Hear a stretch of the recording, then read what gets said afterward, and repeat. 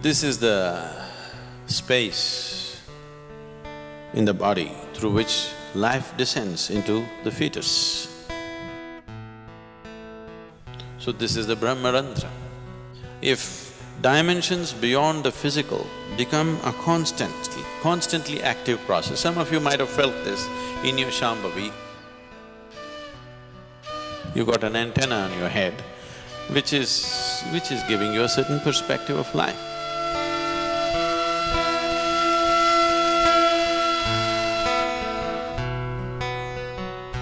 If you have a newborn baby in your home, you would see a certain part of the skull is not formed. Have you noticed this? So the child has to be handled gently, that part is just skin, there is no bone. So, this part in the yogic terminology is referred to as Brahmarandhra. Randhra means a passage, like a small hole or a tunnel or a passage. So this is known as Brahmarandhra. So this is the space in the body through which life descends into the fetus. Because life has descended into the fetus and life keeps its options open. Whether this body is capable of sustaining it or not, it keeps the options open. That much awareness is there in the life process, so it keeps that trapdoor open till the last minute.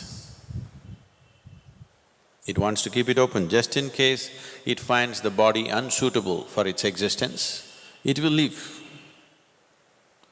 And it does not want to leave from any other passage in the body, it wants to leave the way it came. A good guest always comes through the front door and goes out through the front door. If he comes through the front door and goes out through the back door, that means your house is swept clean. So, he wants to go out to the same door, so he keeps it open till the last minute, he wants to keep his choices.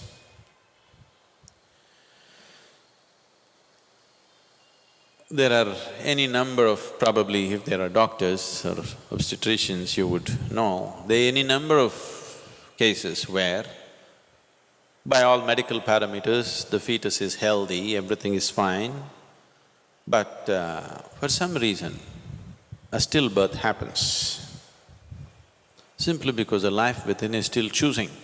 If it finds a wrong kind of body is happening, life has its own karmic substance and the fetus has the karma of the parents. So, it has made its choice, it is 90% of the time it is correct or more, it is correct. Sometimes it is conscious that it could make a wrong choice. So this is the reason why during pregnancy, so many precautions were taken to create a different kind of atmosphere around a woman who is pregnant. We are giving that up now, a woman goes to work, she sits in the cinema, she goes all over the place. Such a thing is not maintained anymore. This was done just hoping something better than who both of you are comes into your womb. You know what I'm saying? You are husband and wife, you are of a certain quality. You want your child to have a higher quality than who you are, not just like you. Someone better than you should come into your womb, so that for that sake, even a husband was not allowed to see a woman beyond a certain stage of pregnancy, because she is to be kept in a certain state of comfort and well-being, with a certain type of thought, with a certain type of atmosphere, trying to please her system in all ways, right kind of incense, right kind of sounds, right kind of mantras, right kind of food, everything, so that her body is in a state that it welcomes the right kind of being. Maybe in today's world it is all these things are out of question. So if a being enters into this particular fetus and finds it unsuitable as it evolves to become a baby, then it leaves. That is why one door is kept open. So this is the Brahmarandhra. And even when you leave one day, you can leave whichever way. But if you leave through the Brahmarandhra, it is the best way to live. If you live consciously whichever part of the body, it is fine.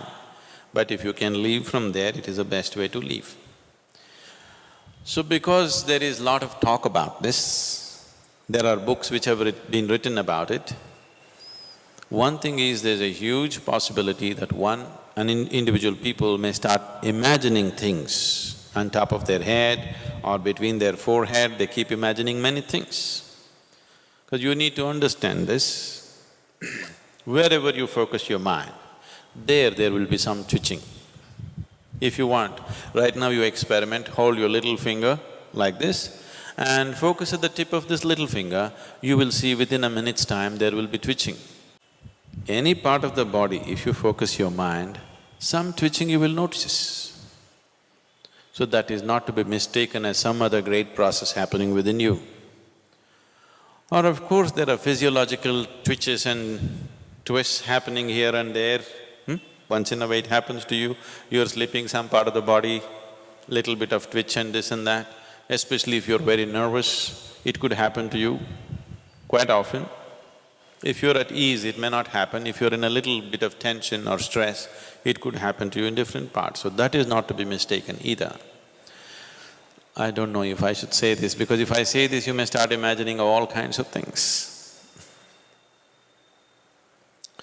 If you become meditative, now that you are becoming, as you do Shambhavi, I shouldn't say this, it'll lead to all kinds of things.